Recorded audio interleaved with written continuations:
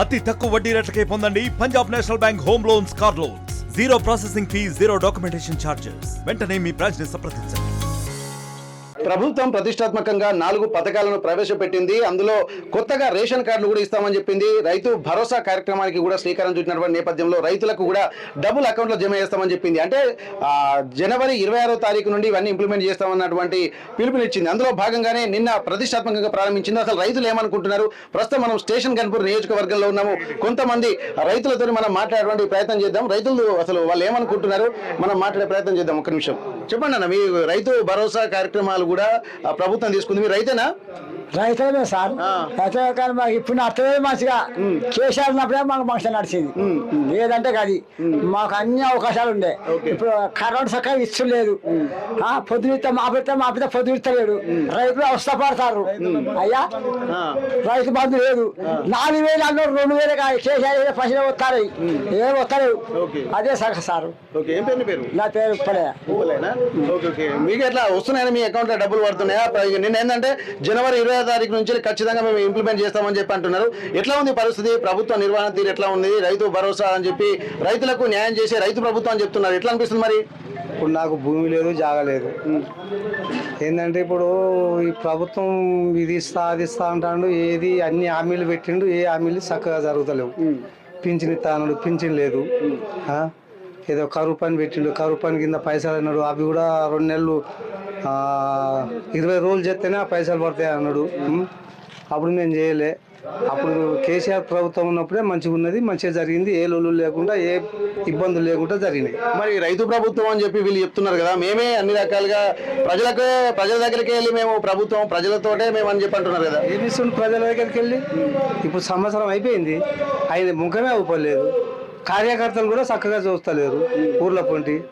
ఎవరైనా కానీ ఏ పిచ్చిన వాళ్ళు అయినా కానీ ఊళ్ళో సరిగా మంచిగా చూసుకోవాలి కదా. ఉన్నోడెవడు లేనోడెవడు, మంచి ఏంది చెడ్డ ఏంది అన్ని చూసుకోవాలా లేదా? ఇప్పుడు వాడు లేడు, వీడు లేడు. మా గది చిప్ప చేతికి వచ్చినట్టు ఇట్లున్నది కథ. భూమి జాగలేదు, ఒక ఇల్లు తప్ప నుంచి సాయం అందలే. ఏం ఒక చంద్రబాబు అప్పుడు ఒక ఇల్లు వచ్చింది. ఇంతవరకు అయితే ఎప్పుడు ఏం జరగదు, ఏం రాలే. వస్తానన్న నమ్మకం అవుతుందా? మరి ఇంకా 4 ఏళ్ళు ఉంది ప్రభుత్వం. ఇక ఇప్పుడు ఇస్తారని నమ్మకం ఉన్నది, అప్పటికి ఇస్తారని నమ్మకం ఉన్నది. ఎప్పుడు ఏం రాదు, అన్ని జూటా మాటలు అన్ని. అది నమ్మకం అన్న. మీరు చెప్పండి, రైతులకు సంబంధించి అనేక సంక్షేమ కార్యక్రమాలు మేము చేపడుతున్నాం అని చెప్పి అంటున్నారు కదా. రైతు ప్రభుత్వము అని చెప్పి ఇప్పుడు కాంగ్రెస్ ప్రభుత్వం చెప్తుంది. ఇప్పుడు సంక్షేమ పథకాల పేరుతోటి 4 కొత్త పథకాలు కూడా ప్రవేశపెట్టారు. ఎట్లా చూస్తున్నారు దీన్ని? దేశంలో తెలివి కల్లోళ్ళే రైతులు, తెలివి తక్కువ రైతులు అనే దాని మీద 60% మంది ఉన్నారు. 70% నుండి వెళ్ళి ఒకప్పుడు 75% ఉండే. మేము పడిపోయినప్పుడు సార్లు చెప్పే ప్రకారం ఇప్పుడు నా లెక్కలే 55% అయింది అనుకుంటా. ఎవరు మోసం చేసినా రైతులనే అల్కగా మోసం చేయొచ్చు అనే విధానాన్ని పాటిస్తారు. ఈ విధానం ఇన్ని సంవత్సరాలు గడిచినా కానీ తెలంగాణ గవర్నమెంట్ కేసీఆర్ గారు ఏడపోయినా కానీ అన్యాయ మాట ఎంతో కొంత కరెంటుని ఇవ్వడం జరిగింది. వాళ్ళ పొద్దుగాల జూన్ రాగానే ఒక శెలకలు అవి ఎంత పంట పండుతుంది అనేది రైతుకు ఏమాత్రం తెలియదు. ఏదో రకమైన ఇత్తనాన్ని కొరకు ఇత్తనం దున్నియాల కనుక నీళ్లున్న కన్నా కానీ నీళ్లు లేని కన్నా కానీ దున్నిచ్చి బడి పిల్లలు బడిదోలే కానీ తొలకరి వర్షాలకు జ్వరం వచ్చినా కానీ ఈ అన్ని రకాలుగా రైతు బంధు ఆదుకోవడం వలన రైతులు నిలదొక్కుని ఎంతో కొంత అప్పులు చేయకుండా మార్వాడి కొట్లల్లో బంగారాలు పెట్టి 3 పైసల వడ్డీలో తేవాల్సి వచ్చేది. మళ్ళీ అదే పరిస్థితి వెనుకడ 10 ఏళ్ల కిందికి అటు రైతుల విలువలు ఎంతో కొంత రైతుకు పిల్లనిచ్చే విధానం కానీ, రైతు ఆడే 2 ఎకరాల భూమి ఉంటే పర్వాలేదు లేరా అని భూమిని అమ్ముకొని కూడా ఎందుకులే ఆటో కొనుక్కుందాం అనే టైం నుంచి వెళ్ళి భూమి ఉంటేనే మంచిదనే పరిపాలన తెచ్చిన కేసీఆర్ మళ్ళీ యథావిధిగా మళ్ళీ భూమికి అది వచ్చేది లేదు, సచ్చేది లేదు, రైతు బంధు లేదు, మన లేదు, ఇది దోపిక రాజ్యం అయింది. ఉన్న భూమి రేట్లు పడిపోయినాయి, మళ్ళీ ఈ విలువలు తక్కువ మాట అయింది. మళ్ళీ యథావిధిగా రైతుల పిల్లలకు కూడా వ్యవస్థ కూడా మొత్తం దుర్భరం అయిపోయింది. ఏ రకమైన ఏమన్నా ఇస్తే ఎడ్యుకేషన్ తరఫున కూడా అంతంత మాత్రాన్ని ఉన్నది.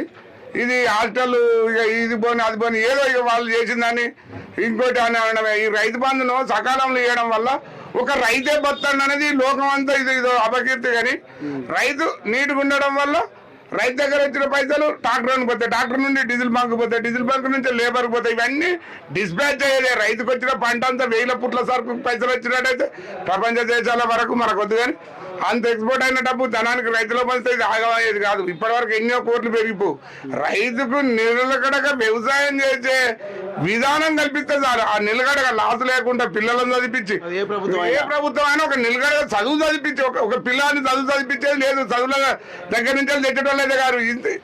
నాకు ఉన్నది 10 ఎకరాల భూమి ఉన్నా కానీ ఇల్లు ఉన్నదా నాకు ఇంతవరకు? ఇల్లే లేదు అంటే ఏంది మరి? నేను మరి రైతు బంధు ఇన్ని ఇస్తారు అన్ని ఇస్తారు 50,000 తింటారు అని అంటారు. ఏమి ఇల్లే లేదు. మరి ఇందిరమ్మ ఇళ్ళగా అరువులందరికీ ఇస్తున్నా అని చెప్పి అంటున్నారు. అరువులు కాదు పొంద కాదు, ఇది అరువులు ఇచ్చుడు కాదు, ఏం కాదు. ఇస్తారు. ఇయర్ అనేది ఏదైనా ఏ గవర్నమెంట్ అయినా ఏదో ఒకటి చేస్తుంది. కానీ నిద్ర వ్యవస్థ పద్ధతి ఇత్తదంటే ఇత్తదొచ్చు, ఏదైతే ఇయ్యలే ఇత్తదంటే ఇత్తది. ప్రతి గవర్నమెంట్ చేయాలని ముఖ్యమంత్రి గారికి ఉంటా ఉండొచ్చు, నేను దానికేం కాదన్నా. కానీ నిద్ర వ్యవస్థ నువ్వు 10 ఇండ్లు అయినాయి అనుకో, ఈ 10 ఇండ్లు ఉల్టా పంపడం, పైసలు ఉన్నవానికి పంపడం, లేకపోతే దౌర్జన్యానికి ఎవడన్నా ఎక్కువ పెత్తనం చేసేవానికి పంపడం, అది కాదు. నిర్దాక్షంగా రైతు బంధు ఇచ్చిండు కేసీఆర్. బస్ ఎవరికి నేను కౌలు రైతు దానికి ఇయ్య, రైతులకు ఇస్తా. ఎకరం ఉన్న వాళ్ళు కానీ 10 ఎకరం ఉన్న వాళ్ళు కానీ ఇచ్చేస్తా. వాళ్ళకి అప్పటిదప్పుడు పడడం వల్ల వ్యవసాయం సమృద్ధిగా నడిచింది. ఒక్కొక్కరి ఇంట్లో పండుగలు ఎంత మంచిగా నడిచింది. మళ్ళీ రైతుల ముఖాన కళ తప్పిండ్రు. రైతు మొత్తమే జీవన విధానం తప్పింది. భారీ వర్షాలకు మొత్తం నాశనం అయిపోయిండ్రు. ఏదో అంత మాత్రం ఒర్రలు పెడితే ఇప్పుడు ఒర్రలేం బాగాలేవు. ఇక సన్నోట్లు కొంటాం, దొడ్డోట్లు కొనామని ఏదో రకంగా ఏదో చిన్నగా తక్కువ పైన పండించుకునే బియ్యానికి ఆయన పోయేదే ఉన్నది. 500 ఇల్లు ఎత్తేది వాళ్ళు ఎత్తేది. ఎవరైనా 5,000 క్వింటాలు బియ్యం కొంటాడు. అవి 3,000 క్వింటాలు 65 కిలోల బియ్యం వెళ్తాయి కనుక అవి 3,000 ఎట్టయినా పోయేది. అవి అమ్ముకున్నా పోతే అమ్ముకోకున్నా పోతే కోట్ల అయినా కొంటారు. ఇక ఏది ఎటు కూడా కొనే బట్టి వాటికి కొన్నాడు. అదే దొడ్డికి కొంటే మనకు బెనిఫిట్. మాటలే కానీ ఇచ్చిన నాడు లెక్క ఇంతవరకు అయితే ఇయ్యలే. ఇంకో 4 ఏళ్ళ ఇప్పుడు ఇచ్చిన స్థానిక ఎలక్షన్ల కొరకు ఏమైనా ఇత్తరొచ్చు. కానీ మళ్ళీ అయితే ఈ గవర్నమెంట్ వీళ్ళది వాళ్ళని ఎత్తేసుకుంటే సరిపోతుంది. ఈసోటి గవర్నమెంట్ వస్తే రైతులు 100 ఏళ్ళు వెనకపోయినా ఆశ్చర్యపోవాల్సిన పని ఏం లేదు. ఇప్పుడో 10 ఏళ్ళు వెనకపోయినరు. సో వచ్చింది అనుకుంటాను నేను. ఇదే గవర్నమెంట్ ఇట్నే కొనసాగితే, ఇదే నిద్ర వ్యవస్థ కొనసాగితే మాత్రం ఫస్ట్ కోల్పోయేది రైతులే. ఎందుకంటే వాడు ఒక్కడు అంటే రైతు కూలీలు అంటే నాతో పాటు నా కూలి కదా, నా కూలి మనిషి కూడా కోల్పోయినా అన్నట్టు ఇక్కడ ఉండకపోతే ఇప్పుడు నాకు రైతు బంధు పడి నేను కూలి సక్రమం చేయకపోతే ఆయన హైదరాబాద్ పడిపోతాడు. ఆ రకంగా వ్యవసాయాలు నష్టపోతాయి. రైతు బంధు ఒక రైతుకే వస్తుంది అనేది మాట దుర్భరమైన మాట. అది అందరికి అనుమానించింది. బడి పిల్లల కాంచెలు వచ్చే లాభం బడి పిల్లల దోలాలన్నా కానీ, ఒక ప్రైవేట్ బళ్ళే దోలాలన్నా, ఒక గవర్నమెంట్ బళ్ళే దోలాలన్నా, ఒక డ్రెస్ కుట్టియాలన్నా, ఈ రైతు పెట్టుబడి పెట్టే టైంలో ఇవన్నీ జరిగినాయి కనుక ఇలాంటిది రైతుకి ఈ రైతు బంధు కానీ ఆ 2,000 పింఛని ముసలాళ్ళు మంచిగా పడితే కొడుకులకు లాభం. 4,000 ఇస్తే ఇప్పుడు ముసలమ్మ పడుతుంది. ముసలమ్మ పడితే పిల్లలకు ఆర్థిక బాధ్యత పడేది. తల్లి బదనాన్ని ఎత్తే తప్పుతుంది. అది దాన్ని అనుసరించి కేసీఆర్ 200 నుంచి 2,000 చేసిండు. నువ్వు 2,000 నుంచి 3,000 చేస్తానంటే ఏ మనిషికైనా ఆశ కనుక ఈ గవర్నమెంట్ ఎంచుకున్నది. కానీ ఈ గవర్నమెంట్ ఇన్నేళ్ల నుంచి చేయలే. ఎప్పుడో వైఎస్ రాజశేఖర్ ఉన్నప్పుడు చేసిండు. అది కొద్ది మొత్తంలో రుణమాఫీ. నాకు 4 ఎకరాలు ఉండడం వల్ల మార్టిగేషన్ లోన్ తెచ్చుకున్నా. నాకు ఎలిజిబులే రుణమాఫీకి. ఆ అప్పంతా కట్టి ఇడికి నేను ఇప్పుడే సత్తాను. ఒక్కని 10 తోలాలంటే నేను 2 లక్షలు ఇంజనీర్ కాలేజీ 2 లక్షలు 3 లక్షలు. నువ్వు మాఫీ చేసేది ఎలా 4 లక్షలు నాకెత్తి అయిపోయేదానికి. అవన్నీ కట్టుబడి ఇంకో ఎకరం భూమి అమ్ము అన్నట్ట. ఆ భూమికి ధరే లేదా? 50 లక్షలు అమ్మేది 20 లక్షలకు కూడా గతి లేదా? అంటే ఎడిపోతుంది వ్యవస్థ, కిందికి దిగబడుతుంది. అది ఉన్నది లేదు. చిన్నపాటి వాళ్ళు అక్కడ ఇక్కడ కొనుక్కున్న వాళ్ళకు వాళ్ళు ఇల్లు కూడా వెంగుట్లా అది నాశనమే. చెరువులు కబ్జాలని ఇదని చేసేటప్పుడు కొంత తప్పు చేసిన మొత్తం సర్దిద్దా. ఏదో పెద్ద పెద్ద హీరోల దగ్గర పైసలు తప్పేదానికి 1000 కోట్లు తప్పేదానికి తప్ప. కానీ ఇది రైతుకైతే పూర్తి విరుద్ధమైన వాతావరణం. ప్రభుత్వం ఇందిరా మిల్లది కూడా అది 10, 5 ఇచ్చి అది ఇంకా లేనిపోయిన కంప పెట్టడమే. ఈ రైతు రుణమాఫీ అనేది అది దండిగా. ఆ రుణమాఫీని ఏమి ఇచ్చినావు? రుణమాఫీ చేస్తే గుడ్ విల్ కింద 5,000 ఇచ్చినట్టు గుడ్ విల్ కింద 50,000 ఇవ్వాలి. రుణమాఫీ 2 లక్షలు ఇవ్వాలి. గుడ్ విల్ కింద ఇవ్వాలి. అప్పుడు కూడా అది కూడా గవర్నమెంట్ గుడ్ విల్ ఇచ్చేది. 5 గుడ్ విల్ ఇచ్చిండు. 2 నెలల కరోనా వచ్చింది. చేసిండు. కేసీఆర్ చేస్తా అన్నాడు. చేయకపోతే కేటీఆర్ బజార్లో కూర్చోబెట్టి 2 నెలల కరోనా వచ్చింది కనుక చేయలేను అన్నాడు. అట్లా ఒప్పుకో, నేను చేయలేము, నా వల్ల కాదు అన్నాడు. ఊరికే చేస్తాం అంటే నేనైతే చేస్తాను అని మార్టిగేషన్ లోన్ కట్టలే. ఇక పడుతుంది అని వాడు వచ్చి ఇల్లుకు తాళం వేయబట్టే. ఈ ఎందుకు నువ్వనడం వల్లనే కదా నాకు ఆశే. ప్రతి మనిషి ఆశాజీవి. ఈ రకమైన వాగ్దానాలు, దుర్వినియోగమైన వాగ్దానాలు, పెద్ద పెద్ద సీట్లలో కూర్చున్న వాళ్ళు ఈ రకమైన వాగ్దానాలు చేయకూడదు. దయచేసి మీరు ఇకనైనా మేల్కొని ఏదైతే ఇస్తారో గదే ఇయ్యనంటే ఇయ్యనవి. కానీ ఇత్తం అని మనసులో చంపకండి. అందరూ ఎక్కడ కష్టం చేసేటోళ్ళు అక్కడ జీవించేటట్టు చేయండి. రైతులకు కూడా విలువగా బతికేటట్టు చూడరు. రైతు విలువగా బతికే దేశం విలువగా బతుంది. ఇలా పంజాబ్ లెక్క జీవించడానికి వేరే దేశాల నుంచి వచ్చినా మన దేశానికి వచ్చేటప్పటికి మన రాష్ట్రానికి వచ్చేటప్పటికి కొద్దిగా విలువ ఉండి ఆ విలువలు మొత్తం అంతం చేయకండి దయచేసి ఇది గమనించండి. ఓకే మీరు చెప్పండి అసలు మీకేమన్నా మొన్న కొత్త పథకాలు ప్రవేశపెట్టింది, 4 పథకాలు ప్రవేశపెట్టింది, రైతు భరోసా, ఇందిరమ్మ భరోసా అని చెప్పి, అలాగే కొత్త రేషన్ కార్డులు కూడా ఇస్తామని చెప్పి అంటున్నారు. మీరేమన్నా అర్హులుగా అయినరా, ఏమన్నా లబ్ధి పొందేటువంటి పరిస్థితులు ముందలే నేను ఆల్రెడీ ఇంత పేరేం పేరు? శ్రీనివాస్ నా పేరు. ఇంతకుముందు ఇందిరా డబుల్ బెడ్రూమ్ పెట్టుకుంది. డబుల్ బెడ్రూమ్ వస్తాయని సరే 7 ఇండ్లు పంచుతాను అన్నాడు. 7 ఇండ్లు ఉండే కాంగ్రెస్ వాళ్ళు వచ్చి పంచుతాను అంటే సరే అని పోయినా.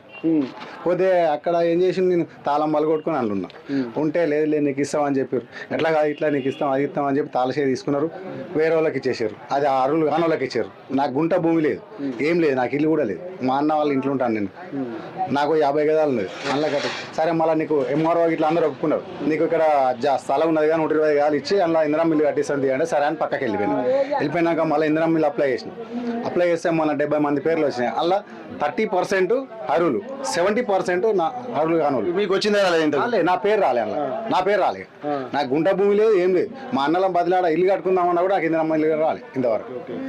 అయితే ఒకడంతాడు, అరే నువ్వు కాంగ్రెస్ కండవ కప్పుకుంటే ఈ పార్టీకి నీకు ఎప్పిది ఇల్లు మా ఊర్లోనే నాయకుడు.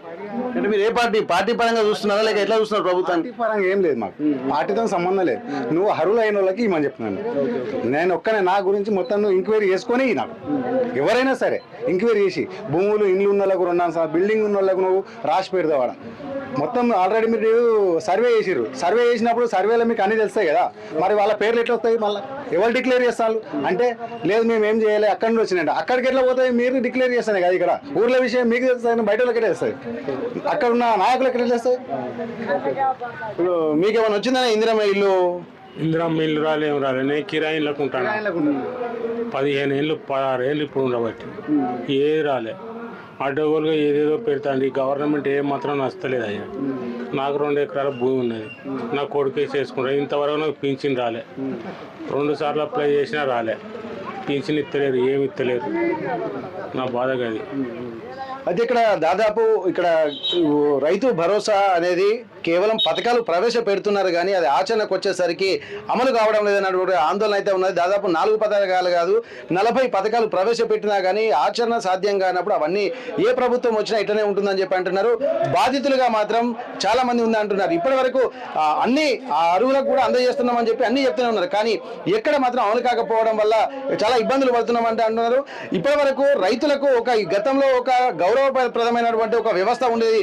రైతులు సాఫ్ట్వేర్ ఇంజనీర్లను వదిలిపెట్టి రైతులకు పిల్లనివ్వడానికి ముందుకు వచ్చేది. ఎవరైతే భూమి ఉంటే వాళ్ళ ఒక భూస్వాములు 2 ఎకరాలున్నా 3 ఎకరాలున్నా కానీ వాళ్ళ ఒక ప్రయోజకమైనటువంటి కుటుంబంగా చూసేది అంటున్నారు. కానీ ఇప్పుడు ఆ వ్యవసాయం యొక్క విలువలు పడిపోతున్నాయన్నటువంటి ఒక ఆందోళన వ్యక్తం చేస్తున్నారు. అట్లాంటప్పుడు రైతు ఇబ్బందులు పడుతున్న తర్వాత రేపు దాదాపు 75% ఉన్నటువంటి రైతుల శాతం 55% పడిపోయింది.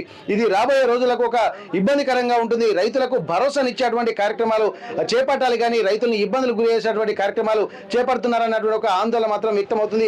ఇప్పటి వరకు రైతులకు కొంత న్యాయం చేస్తాం అంటే రైతులకు చేయాలనుకుంటున్న కార్యక్రమాలు ఇంప్లిమెంట్ చేయలేకపోవడము, పథకాలు సరైన రీతిలో ప్రవేశపెడుతున్నారు కానీ సరైన రీతిలో వాటిని అమలు చేయడం లేదన్నటువంటి ఒక ఆందోళన మాత్రం ఇక్కడ ఉన్నటువంటి వాళ్ళలో కనిపిస్తున్నటువంటి పరిస్థితి.